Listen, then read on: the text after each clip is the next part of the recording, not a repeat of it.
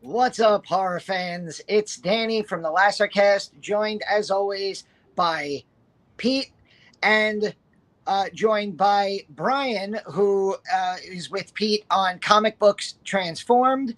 I got it right that time. And special guest, Brandon.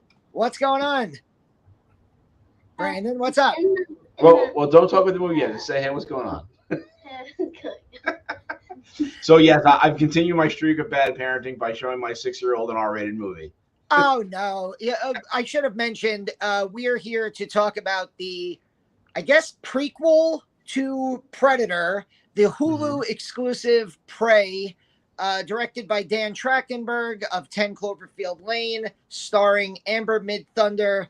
And yeah, we're going to get into that. And I think we'll just do a basic spoiler warning right off the bat so that we can just get into it because it's already been on for a week, I think, and people have already been talking about it and seeing it.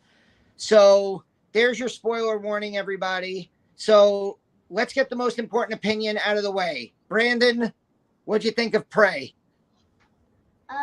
So in the movie, the goat set a trap. The prowler was right behind the girl, but the girl just jumped off the tree and the guy axe ran the predator's And that was your favorite head. part of the movie, right? Yes. Yeah. So, but did you like the movie overall? Yes. Now, if do you remember any of the other Predator movies I've shown you? Yeah. Which one was your favorite Predator movie? This one. This one. Okay, that's Oh, some big words there. nice. I don't know if we're all going to agree with that statement necessarily, but I mean, close maybe. It does have the highest Rotten Tomatoes score of the entire Predator franchise now. I think it's like at 92. That's pretty good. And I've heard that it's like the highest premiered thing on Hulu that's ever premiered as well. Yes. Yeah, got that going for it. Oh man, cool. Well, we are going to rank all of our Predator films by the time we're done with this recording.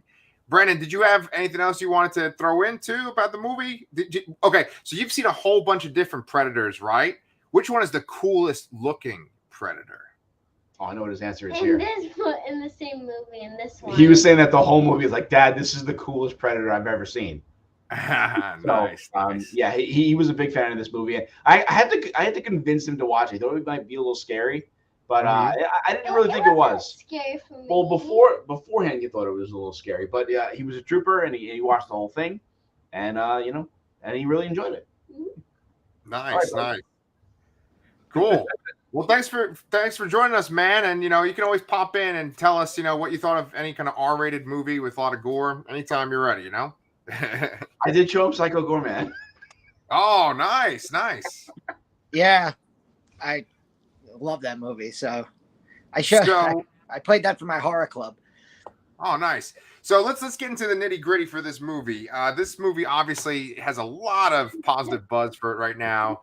I'm assuming that all 2 or 2.5 of you guys really liked this movie. Am I correct? Yes. Yeah. Okay. So, Danny, why don't you go off and you tell us why you like it so much? I'm a woke liberal, and I like that. No, okay. I just wanted to address the elephant in the room where all the criticisms about, how could this, woman who's very, lightweight and everything and doesn't have modern weapons handle the Predator. And I think Chris said it best on his little review on his channel, which is if that's your complaint, I don't think you understand the Predator franchise pretty much at all. Yeah.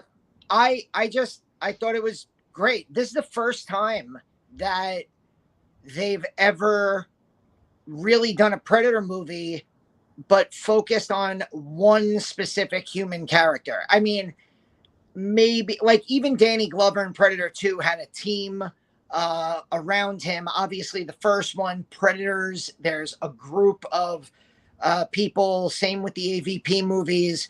This one is literally just Naru's story. And there just happens to be a Predator there. Like, she's there to do a rite of passage where they have to hunt something that is hunting them. And it just so happens for her that it turns out to be this alien being that we've known for the last 35 years. I loved the design of the Predator. I agree with Brandon. I thought that the Predator looked freaking great. I thought the actor in the costume was fantastic. Dan DiLiegro, he was fantastic. I love the cinematography, like just the idea of like the setting in 1715. You know, I've been loving on social media all the people who are saying, "Oh, now we should take the Predator and put him there, and we should take another Predator and put him in like this time period. You know, have him fight the Romans, have him fight, all this, just stick him in history." So I loved it from that perspective. I really, it's a movie where I don't really have a lot of flaws for it. I have some nitpicks here and there, but I don't really have a lot of flaws. I thought that it paid odes and homages to the original, but it wasn't overbearing. I felt like I rewatched Predators from 2010, and I thought that was fine. It's good. Yeah. But I thought that was a little too much. There was a little too much fan service and kind of direct. Like they tried to make Adrian Brody into Dutch, and that just wasn't going to work. And right. So I thought that they were really smart in the way that they paid homage to the original without ever really hitting you over the head with it. To the point where you can enjoy things like when her brother says, "If it bleeds, we can kill it." Right. Like that wasn't like a, "Oh God." It was more of a, "Ha, yeah," you know, the DiCaprio meme. Right. So, yeah. I really, and I love Amber Midthunder. I was a big fan of the show Legion. I loved her on that show, and I thought she was fantastic. And I loved her character arc. Seasons of Legion, because I don't think I saw the second season, and I don't remember her at all. She was one of there was like a brother sister pair in the group, and she was the sister. Her name was like Carrie Loudermilk, I think was her name on the show. Yeah, she wasn't. Yeah, I mean, I watched that a while ago. Obviously. Yeah, I watched it a long time ago, so I don't remember it all that well. Yeah. It's funny because I was watching the Red Letter Media Half in the Bag review of this movie, and Jay Bauman on there, he said that he called her Native American Aubrey Plaza. I thought that's kind of funny, you know? But we go, Brian, before we get your 2 cents on the movie, I just want to address one thing you said in there too, Danny. You were saying that there's a lot of people complaining about how it was like this Native American woman or this woman without any kind of advanced weaponry taking on the Predator. And it made me think, has there ever been a Predator movie where a person defeated a Predator with advanced weapons? Danny Glover used the Predator's own weapon to kill in Predator 2. Right. Yeah. In Predators, I just watched it and I don't even remember. Jesus. Yeah, Predators. They had kind of modern day weapons, although you can argue about what year that's supposed to take place, I suppose. Right. I also should mention that I think maybe we're on the same page with this too. I've never seen The Predator. Me neither. Oh. I didn't see The Predator either. Yeah. I just heard a lot of negativity. Yeah. Wow. So I'm the only one who's seen that one. I've seen all the Predator movies, but it sounds like you guys have watched or rewatched some of them more recently. I'm pretty sure even in that one, it always comes down to that people get really stripped down, just like Arnold in the first movie, and they have some sort of like booby trap kind of plan, and then maybe they use a Predator weapon against a Predator, but no one ever takes out a Predator with like a bazooka or a machine gun or anything like that. No. That never happens in any of these movies.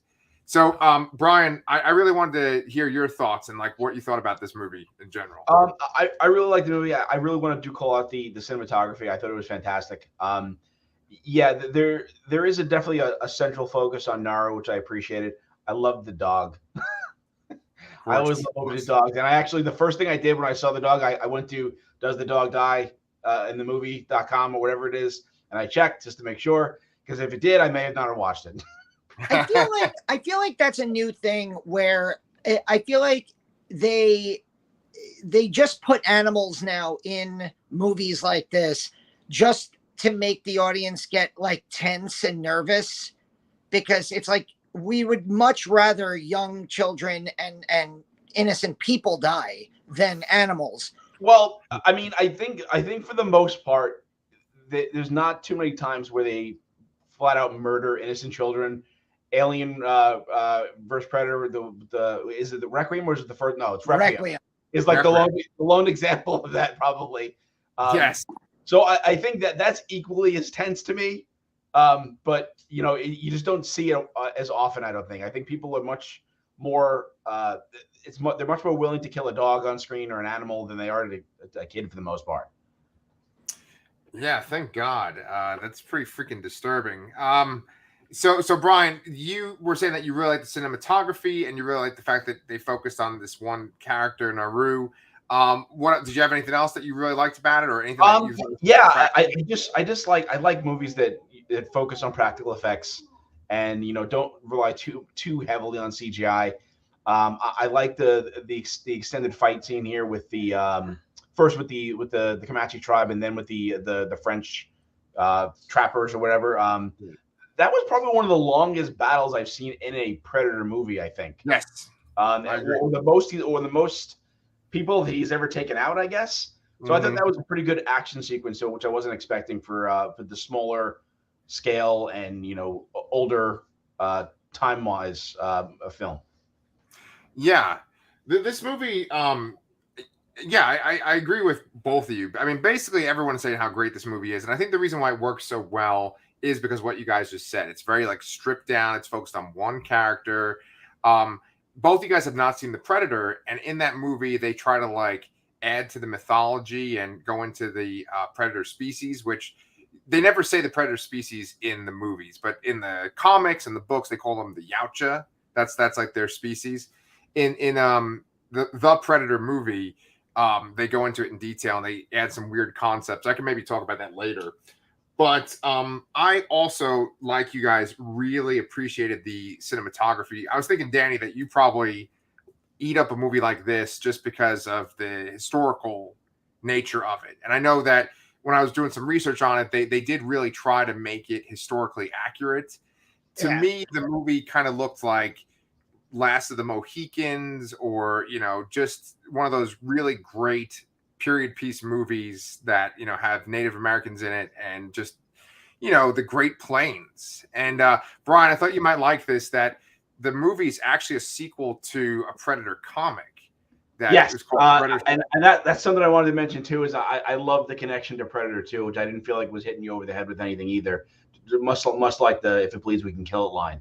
And I looked that up afterwards because I was so curious. I'm like, what was the significance of that gun? Because I actually hadn't seen Predator 2 before watching this movie.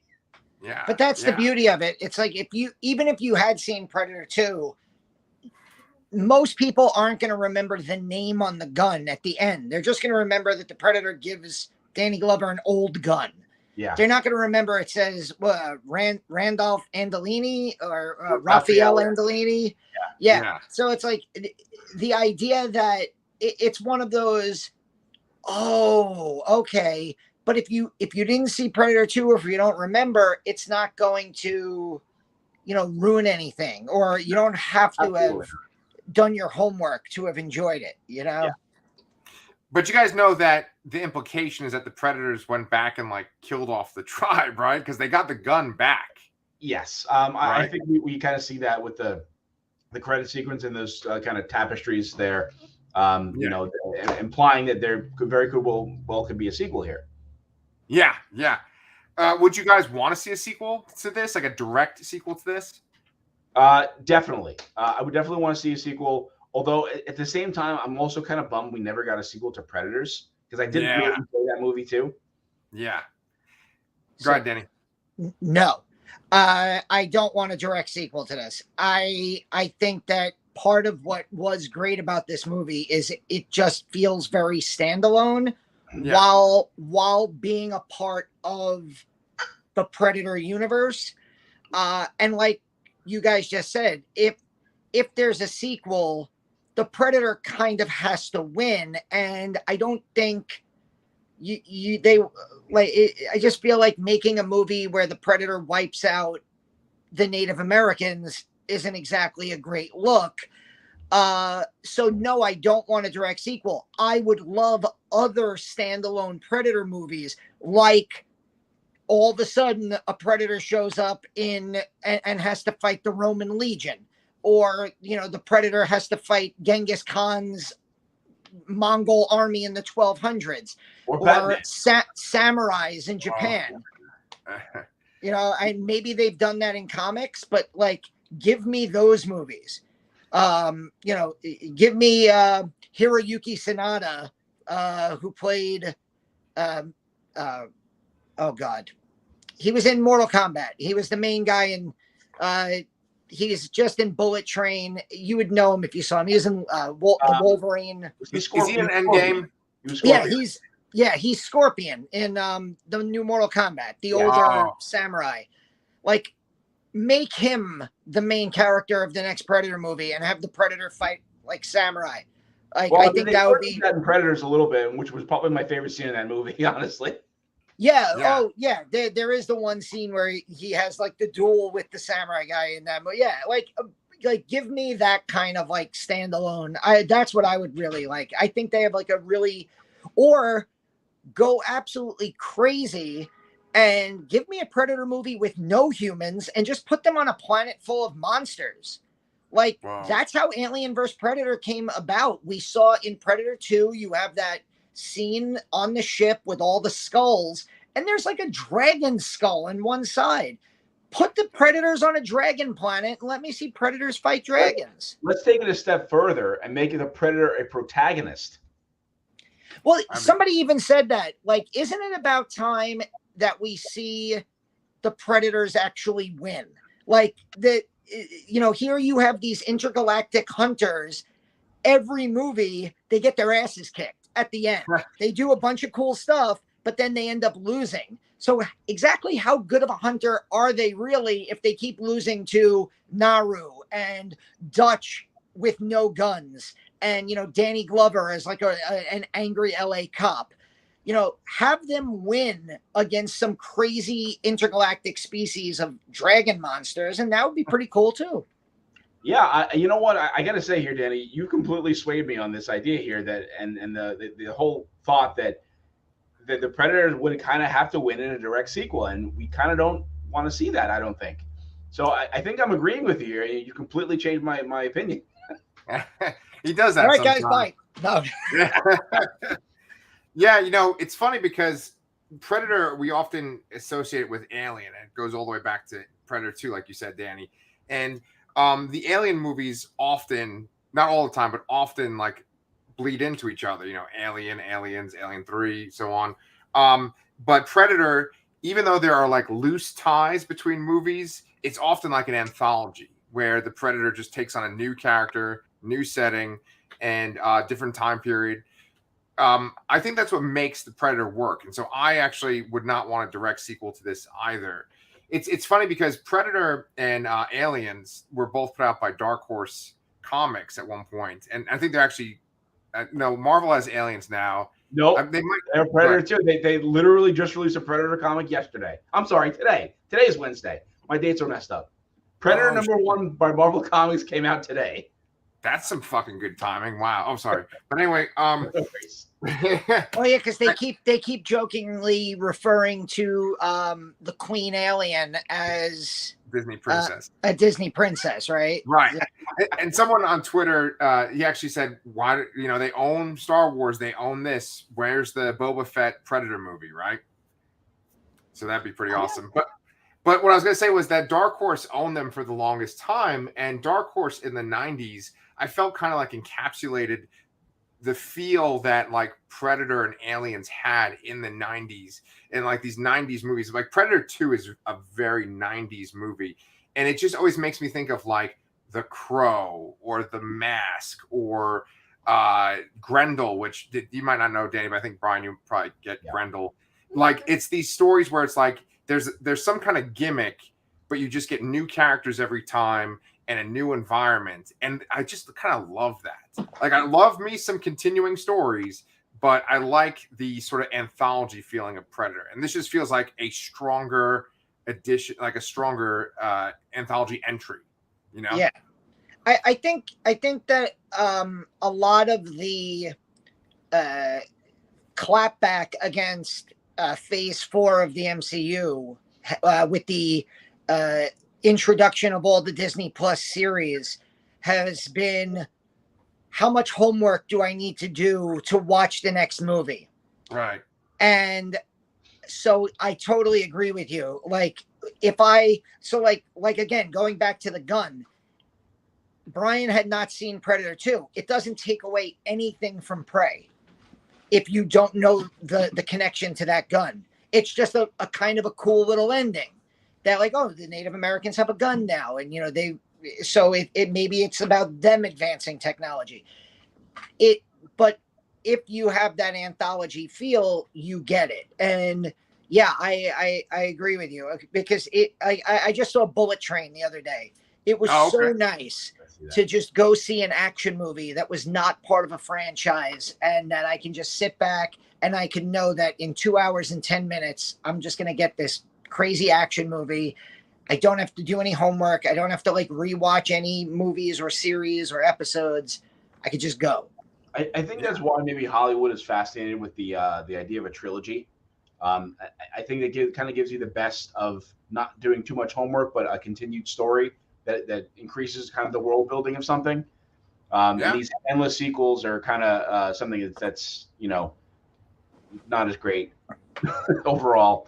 I mean, not to diss the Marvel stuff. I mean, I've obviously watched everything, but I know just from speaking to people about it, please stop, buddy. People are not watching everything like I am. They're kind of like, I'll skip that one, or they watch one and they'll stop midway and they don't feel the need to finish it. Yeah. I think that's why this movie, like you said, Danny, is just catching on, and so many people love this movie. I think that there's more to it that we can kind of go into also, because obviously Naru is great and the cinematography is great. I see everyone talking about that. I thought that Naru's brother Tab was also pretty excellent too. Yeah, and that's his first acting role too, which is incredible. I thought he was really good, and I think had he lived through the movie, maybe that could have given them a way to do a direct sequel, and then maybe he could have died in that or something. I don't know. But he was really good. And I was also, this is a real minor, and this is really out there, but one of the side characters was someone whose voice I recognized instantly from the Letterkenny spinoff Shoresy, which is also on Hulu. So I was really happy to see that guy in there. Well, who was it? I don't remember. I think his name is In It. He's the one they had killed in the field when they're running away from the Predator after the Predator. Yeah, his death was pretty intense. It kind of reminded me of Jurassic Park: The Lost World, where like the Predator was going through the grass or whatever. It's cool because like that Predator was just so vicious, and whenever there's a Predator movie, people give it a specific name, but you never get that name in the movie itself. And this Predator, they're referring to it as the feral Predator. Like in Alien vs. Predator Requiem, the Predator that's the main Predator in that movie is called the Wolf Predator because he's kind of like Harvey Keitel's Wolf from Pulp Fiction. This Predator itself, the feral Predator, did you guys like this? Did you feel like the CGI face was a disappointment? What did you think about that Predator? I mean, it's not the traditional Predator face I expected, but I did think it looked cool. I actually saw more similarities to the were they the Super Predators from Predators? Is that what they actually called them? Oh, so there was like the Falconer. Whoa. Yeah. Well, in Predators, there's the larger. There was the kind of Predator Civil War going on there. They had the one that you're used to seeing, and there was that bigger one that had a slightly different looking face. Yeah, it had like a jawbone underneath. Well, that was the mask, but I feel like when he took the mask off, he looked a lot more like the Predator in this movie, although not exact. Mm-hmm. Well, go ahead, I also feel like everything about the Predator felt different but also it's 300 years or 275 years before the first movie. So, like, there's 275 years worth of predator evolution that could be taking place. I like that, like, the weaponry wasn't as advanced as we've seen in the later movies. How he has the gauntlet with the two blades, but he shoots like those darts instead of like the net. Weapon. What? He stole Yondu's weapon. Yeah, Yondu, pretty much. That's right. Yeah. So I just like that he's wearing less armor. Like the Predator just looked like he was jacked. He has like a 12-pack. Yeah. Well, didn't you feel like this Predator was like just more aggressive? I think the name the Feral Predator is very fitting. Like he just runs into a fight with a grizzly bear, right? And he like fights wolves, and he just, like you said, Brian, before, that scene where he's killing all the fur trappers. He's just walking up to them point blank. It's not like the original Predator in the one with Arnold, where he's like in the trees, kind of skulking around. This guy just like walking right up to them. I don't think any Predator has ever really taken on a group like that before. Or been as successful in taking out the group like that. Yeah. I had this weird idea, and I haven't seen anyone say this, but I was like, wouldn't it have been interesting if the reason why it looked different is because it actually was like a female Predator, and like, you know, it was like this female Predator going up against this woman, and maybe that Predator was going through kind of an experience just like Naru, where Naru had to kind of prove that she could be a hunter, and maybe this is a female Predator. They've never shown a female Predator in the movies ever. I don't even know if they've done it in the comics. I think they have done it in the comics. I remember reading something about that a while back. Yeah. So I personally like all the mythology stuff. I like to think that all of these movies are connected, and there's not any kind of like reboot or anything like that. The Predator, even as shitty as that movie is still connected to this. Because The Predator, you guys, I kind of actually really want you guys to watch it just so I can get your opinion on it. But I feel like The Predator kind of plays off of that war that you guys were talking about in Predators, where it's like, you know, two different types of predators, right? And I personally, you said, Danny, that this Predator, the weaponry wasn't as advanced. Like, it didn't have a pulse cannon like the one in Arnold's Predator movie, but, you know, it had that shield, and its gauntlet kind of did some kind of weird, like, hovering disc explosion thing at one point. Do you guys remember that? Yeah. Yeah, he dropped off from something, and then it was almost like a tracking missile or bomb or something. Yeah, it almost felt like it was like laser shrapnel that just kind of went up and just like fried everybody, you know? Yeah. And then, that's probably how you know, Raphael's leg got cut off. Yeah. And then I got a little confused too. At one point, it threw a net on someone, right? Just like the Predator in Predator 2. But like, did the net like break the guy down into little pieces? Like, what happened there? And they've kind of shown that before in the other movies, but it wasn't as visceral, I don't think. You see that the net kind of, it closes in on the captive, and it does kind of maim them at the very least here. But yeah, this one went totally sliced up a guy, and, you know, and clapped back in on itself. When he like had the guy up against a tree, and he opened up that shield and used it to like cut the guy's head off and cut the tree in half, I did like an audible, oh, like, yeah. And I watched it twice. I watched it because I wanted to watch it with the Comanche dub, and I couldn't figure out how to get that the first time. Right. And so I watched it at like 5 a.m. and just in English. And then like right before we were originally supposed to do it, I rewatched it with the Comanche dub, and I liked it better with the Comanche dub. But see, I switched over to the dub, so I watched about 25 minutes in, and then I was talking to you guys, and you mentioned that it existed because I had no idea. Yeah. I switched over, restarted it. I think I made it through maybe 2 minutes of the initial dialogue between Naru and Top, whatever his name is. Yeah. And I couldn't, because it's dubbed. It's not, they didn't re-record it or refilm it. it's just dubbed over the English spoken film scene. So Right. it was out of sync, and it just bothered me. And I don't like watching like that. When I would have preferred if it was reshot or respoken or something like that, or The or dub if it- was, I mean, this was as good a dub as I've ever seen. I mean, it wasn't like watching a 1950s or 60s Godzilla movie. Right. Like, it was, no. no. So, like, I definitely agree with you. Like, if given the choice, I would always choose subtitles over dubbing. But in Yes. this case, you didn't have an option. Yeah. But I did like that they gave that as a choice, though. Yes, Yeah. that was. And I think Dan Trachtenberg mentioned like how I think one of the reasons he did that, I was looking on IMDb, like he said something about like how in the Hunt for Red October, it bothered him that all the Russians were not speaking Russian, and Sean Connery is like the lead Russian. So he wanted there to be like an authentic Native American track to the movie. Yeah. So, Yeah, no, it's definitely a nice added touch there. I wish that they would have filmed that way, filmed it that way with that dialogue, and then gave us subtitles. Yeah. Yeah. I see what you're saying. I think But it's that may have made it more inaccessible to other viewers, though. So, it's to each his own. Yeah, yeah.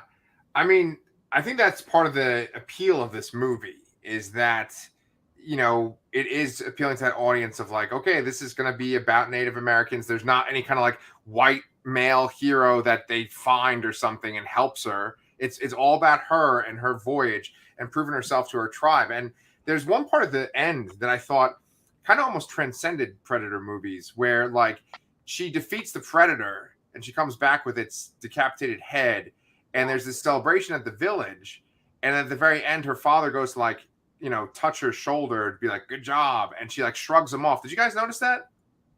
I didn't actually.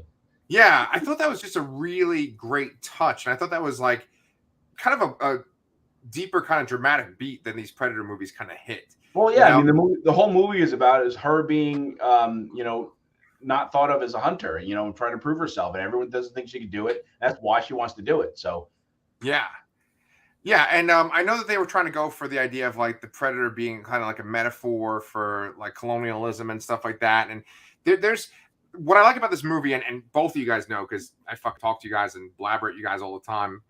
Sorry, Brandon, but is that I like show not tell, right? And this movie has very little dialogue, and so much of it is just you're just seeing what's going on. And I remember there's at least 2 or 3 shots towards the end where you see the tribe, and it's very noticeable that there's no men, right? Like the men have just been slaughtered by this creature, and no one ever goes, "Oh, the men are dying" or anything like that. It's just you just see the women all going out to the field and stuff. And I love filmmaking like that. That's why I don't it's just I feel like any movie today that doesn't have that the protagonist is not your 80s style action hero. There's going to be those, dude bros on social media who come out and make themselves look like morons. Like my go-to for every person complaining about the like wokeness of this movie is go back and watch The Terminator. Like Sarah Connor in The Terminator is not Sarah Connor in Terminator 2. She's a waitress. She's a waitress who spends the first half of the movie dolling herself up to go out. And she crushes a Terminator at the end of that movie. And for the last 35 years, nobody has sat around complaining about the fact that Sarah Connor took down a Terminator in 1984. Ripley in Alien was the third in command. She when that movie starts, she's just one of those 7 characters. It literally anybody of those there's no, you don't even know her first name is Ellen until the sequel. So the fact that she, like, nobody complained in 1979 that, oh, am I supposed to believe that giant alien got taken out by Sigourney Weaver? So like this whole idea is ridiculous. And like that's if you're following the arc of this character who, like, you know, you guys said from the minute the movie starts,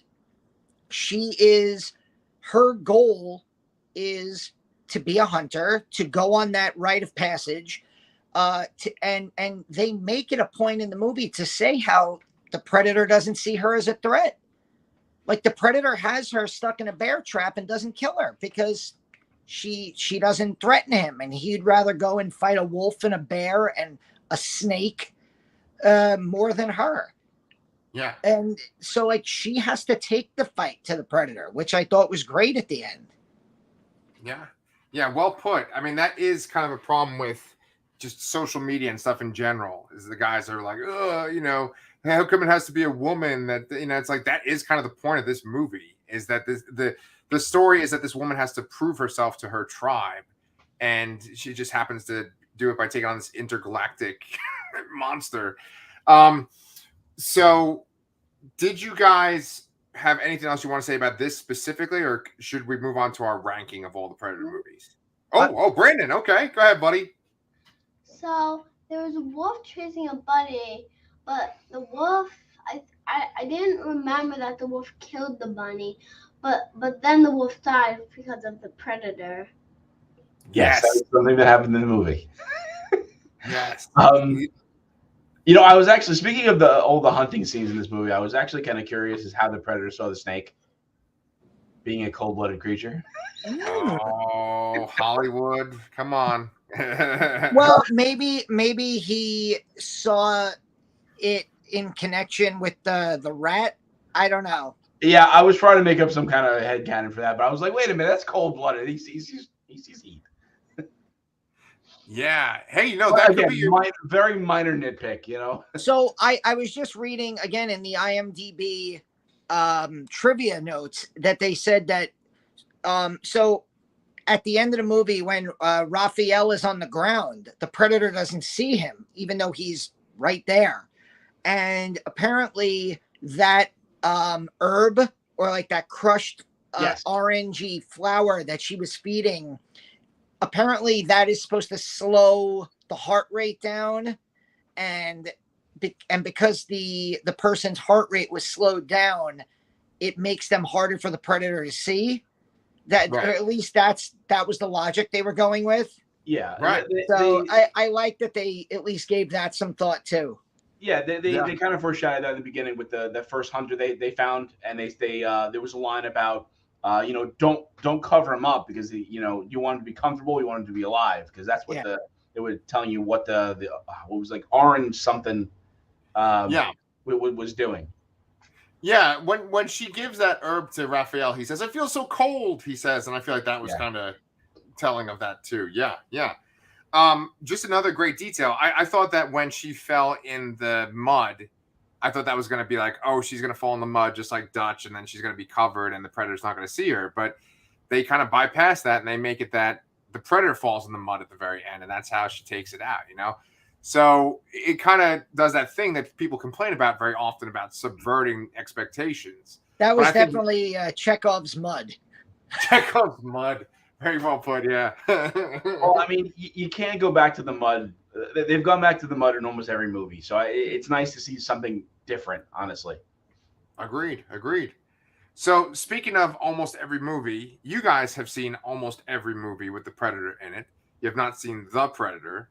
So if you guys want to give me your rankings, I'd love to hear where Prey fits. And I got a feeling I know where it fits for both of you. So you could just not do the Predator. I'll do the Predator when it's my turn. But Brian, do you want to lead us off with your ranking of the friend, including Alien? What? Including the Alien versus Predator movies too. Start right at the bottom. AVP Requiem. Clear lowest on the totem pole here. Followed by Alien versus Predator. After that, wait, I gotta look at my list. I wrote it down and it's on a different screen. Hold on one second. Okay. Sorry. Yeah. Technical stuff here. Then I have Predator 2. And I really did like Predator 2. But it's a good movie, but I actually do prefer the other movies over it. Again, I have not seen The Predator, so I'm not really sure where that falls yet. I'm kind of imagining it falls somewhere in the bottom half based on reviews I've read. Yeah. At third, I have Predators, and 2, I have Prey. This was actually a really close choice here. What it really boiled down to for me was that Naru, I felt, was a very likable character, and Adrian Brody was not a likable character. He was like trying a little too hard, I think, in that movie. But I Yeah. love the concept of Predators so much that they capture a bunch of people and they put them in this like preserve and they hunt them like that. That's a great idea. I think that's probably the most futuristic movie, or the furthest in the timeline that takes place in any of these movies. And I had read what the ideas they had for sequels, and which really intrigued me, as to why I'm so bummed that they didn't make a sequel to that. So Predators 3, Prey is at 2, and honestly, you just can't beat the original. Predators number 1. I mean, like this, you're just not going to top it. Yeah. Good. Sure. What's your ranking, bud? Go ahead, Brandon. Oh, you want to give this movie a 10 out of 10? Yeah. Okay. Nice. Brandon Nice. gives Prey a 10 out of 10. Good job, Brandon. I agree. Danny, what about you, my man? I'm similar, a couple differences, but yeah, Requiem at the bottom. I want to make it very clear, after when we're just talking about the Predator movies, after Requiem, I pretty much like them all. So I haven't seen The Predator yet, so I only have 6 movies on the ranking, but number 6 is AVP, Requiem. And then after that, I like all of these movies. Predators is probably number 5 for me because I just rewatched it and I didn't remember anything from the first time I had watched it. And I do think it's a little too, it does have a few too many similarities to the original. You know, the whole idea of like a bunch of team members who are all incredibly well trained. I think the whole Topher Grace character is kind of ridiculous. Yeah, I'll agree with that there. Yeah. And I think Brian nailed it. I like Adrian Brody, but they didn't make him likable at all, so you had no reason to root for him. Like the concept. I think it's a perfectly fine sci-fi action movie, but it's 5th on my list. I've said this on our Alien ranking. I stan AVP. I love the original Alien versus Predator. Right. I actually think I like that movie more than Freddy versus Jason on the list of blanks versus blanks. I just think it's a cool concept. They mold the aliens and the Predators together, I think, really well. I struggled with numbers 2 and 3. I think where it comes down to it, I'm going to put Prey number 2 because it's just a better movie. It's a better, a more well-made film than Predator 2. And after I watched it the first time, I was afraid that it wouldn't have the replay value that the first 2 had for me. But then I literally watched it again a day later, and I was like, oh, I really like this movie. I can watch this. And like, if Charlotte wanted to watch it tonight, I would have no problem watching it again. So number 3 on my list is Predator 2. I absolutely love it. It's like you said, Pete, it just reeks of the 90s, but I have so much nostalgia for Predator 2. It is outrageous. Danny Glover says some of the most ridiculous lines in that movie. Yeah. Gary Busey is Gary Busey. I love how I love King Willie in like his one scene in the alleyway. It's such a freaking weird movie and I love it. But yeah, I'll put Prey number 2. And like Brian said, you know, as 80s kids, like growing up in the time period we grew up, it's going to take, there's nothing that could ever top that original movie. Yeah. Totally agree. So as a surprise to absolutely no one, my list is the same as Brian's, with the exception that I have seen The Predator. So I put The Predator as number 6. So I put Alien vs. Predator Requiem at the very bottom. I said this in one of our message threads, but I basically said the Predator is the Texas Chainsaw Massacre 2022 of Predator movies, right? So it's pretty awful and it's kind of a joke. I still want to see what you guys think of it though. If you get a chance to watch it anytime I will soon. totally watch it. I just couldn't cram it in. I figured let me watch the free things first, and then if I have time, I'll rent the other one. It's crazy because Shane Black wrote it, and you would think that like if there's one guy in Hollywood that's gonna give us a kick-ass Predator movie, it would be the guy who wrote. Didn't he do the screenplay for the original? He did kind of like clean up work. It's like when they bring. Go ahead, Brian. Who's in it? Yeah, he's the first kill. He's the first guy to be killed by a Predator on screen. Yeah. Yeah. Oh, I think Brandon has a point too. What was he gonna say? So one point, the girl and this guy that was missing a leg, he heard the Predator. He had no leg. The Predator saw him, and they stepped on his leg. And then he got him. Yes, that's what we were talking about after he gave him the flower and he lowered his temperature, but he stepped on him and he got killed anyway. Yes. Poor Raphael. Just a guy that has the same name as a Ninja Turtle, but he got taken out by a Predator, right? That's not cool. Why didn't he have a sigh? I know. It would have made a whole big difference right there. So if you guys have noticed, our viewers have noticed, we talked a lot about comic books, and that's because me and Brian are huge comic book fans. Danny likes comic book media too. One other point I wanted to throw in before I plugged our show is that what's his face director? He directed. Dan Trachtenberg also directed the pilot for The Boys too, which I think that's kind of. And I know both you guys love The Boys just like me. And he directed an episode of Black Mirror. I love Black Mirror too. And weirdly enough, he's like working on adapting Waterworld into a TV show. So that's kind of. That might be like the biggest why as to like Avatar sequels. Next Avatar. Yeah. I don't know where he's going. I'm actually a big fan of the original Waterworld, but I was going to say, though, that Brian and I are huge comic book fans, and he just mentioned not being able to watch Predator because he's cramming in so much stuff. And he and I have crammed in all of Paper Girls. And so on our other channel, Comic Books Transformed, we're going to be talking about Paper Girls. And then once She-Hulk starts up next week, Brian and I are going to be covering that every week moving forward. On the Lasser cast, Danny always says that I'm like on an interviewing crusade or whatever, and that is true. I just put up an interview with Danger Slater, who's this horror writer.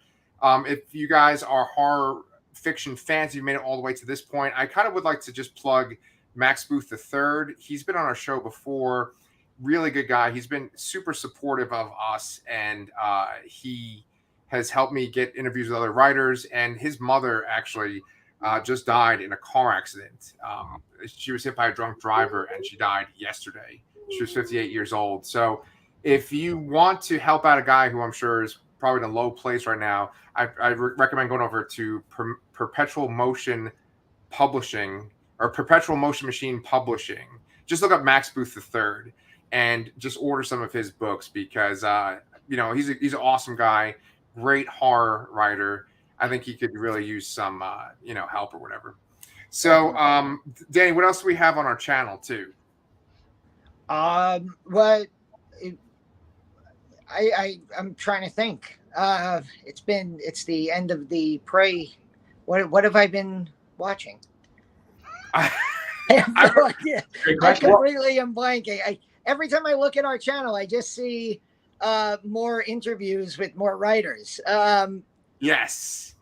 Well, we pretty much, whenever something horror comes out, either Danny reviews it himself, or he reviews it with his daughter Charlotte, or me and Danny review it. So whatever's coming out. Charlotte and I did.